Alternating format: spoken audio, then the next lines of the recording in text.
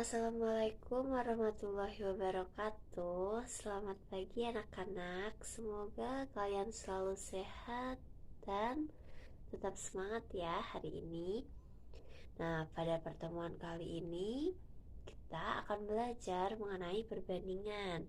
Sebelumnya, apakah kalian masih mengingat mengenai pecahan? Nah, pecahan ini nanti akan sangat dibutuhkan pada saat perbandingan.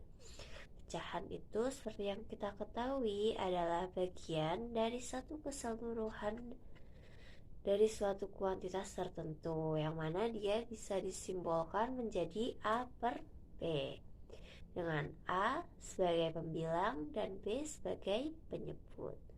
Lalu di sini kita akan mempelajari mengenai perbandingan.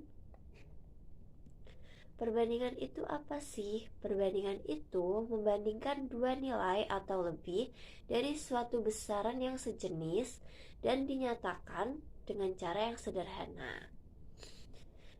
Nah, perbandingan ini dapat juga dinyatakan dalam bentuk pecahan seperti yang sebelumnya sudah Ibu sampaikan. Kita membutuhkan pecahan di sini. Jadi perbandingan itu kan dapat dinyatakan dalam bentuk pecahan yang paling sederhana. Perbandingan A ke B itu dinyatakan dalam A titik 2B atau A per B. Itu bacanya tetap A banding B. Nah, kita langsung ke contoh 1 ya. Untuk contoh 1, banyak kelereng Andi 50 buah. Banyak kelereng Bagus 65 buah. Sedangkan banyak kelereng Cahyo 45 buah. Tentukan. Yang pertama, perbandingan kelereng Andi dan Bagus. Yang kedua, perbandingan kelereng Andi dan Cahyo. Yang ketiga, perbandingan kelereng Bagus dan Cahyo. Berarti perbandingan kelereng Andi dan Bagus itu berapa? 50 banding 65. Nah, 50 banding 65 itu harus kita sederhanakan. Kita sederhanakan menjadi berapa? Berarti menjadi 10 banding 13, di mana kedua nilainya dibagi 5. Karena tadi perbandingan itu harus kita sajikan dalam bentuk pecahan paling sederhana. Jadi tidak boleh hanya 50 banding 65, tapi harus disederhanakan, yaitu 10 banding 13. Sekarang yang kedua, perbandingan kelereng Andi dan Cahyo. Perbandingan kelereng Andi dan Cahyo berarti berapa? 50 banding 45. Kalau kita sederhanakan menjadi 10 banding 9. Selanjutnya yang ketiga, perbandingan kelereng Bagus dan Cahyo berarti 65 banding 45. Kalau disederhanakan, keduanya dibagi 5 menjadi 13 banding 9. Nah, selanjutnya kita ke contoh 2. Contoh 2 ini tentang umur. Umur ayah 50 tahun, sedangkan umur ibu 45 tahun dan umur Dinda 20 tahun.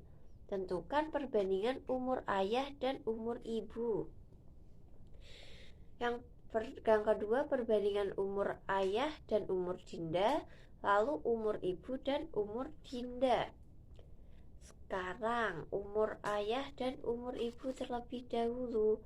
Berarti 50 banding 45.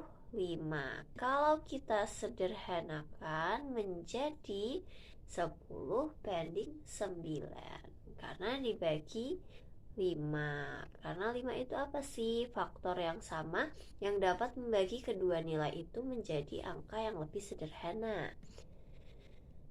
Selanjutnya perbandingan umur ayah dan umur Dinda. Umur ayah tadi 50 tahun, umur Dinda 20 tahun. Nah, kalau kita sederhanakan, dia menjadi 5 banding 2. Nah, berarti untuk menjadi 5 banding 2, faktor yang sama yang dapat membagi kedua nilai tersebut untuk menjadi nilai yang terkecil adalah 10. Karena kalau kita bagi 5, misal 50 dibagi 5 berarti 10, dan 20 dibagi 5 masih 4, berarti 10 banding 4. Sedangkan 10 dan 4 itu masih mempunyai faktor sama yang sama-sama dapat membagi kedua nilai tersebut. Selanjutnya perbandingan umur Ibu dan Dinda. Berarti umur Ibu 45 tahun banding 20 tahun. Kalau kita sederhanakan, kita bagi menjadi 5. Berarti hasilnya adalah 9 banding 4. Oke. Nah, setelah ini ada 2 soal yang bisa dikerjakan dengan berkelompok ya. Kalian berkelompok membahas dua permasalahan yang Ibu berikan ini. Minggu depan pertemuan selanjutnya kita bahas bersama-sama untuk membandingkan antara perbandingan senilai dan berbalik nilai. Jadi pertemuan selanjutnya kita akan bahas 2 soal ini dan akan Ibu terangkan lebih lanjut mengenai perbandingan senilai dan berbalik nilai. Ingat ya, dikerjakan secara kelompok. Nah, sudah selesai pertemuan kita hari ini. Jangan lupa tugasnya dikerjakan secara berkelompok. Boleh 4 orang, 3 orang, 3 atau 4 orang ya berarti. Nanti tugasnya dikumpulkan dalam waktu 3 hari ya. Jadi pertemuan depan kita bahas bersama-sama. Oke, sekian yang dapat Ibu sampaikan. Apabila ada kesalahan, mohon maaf. Wassalamualaikum warahmatullahi wabarakatuh.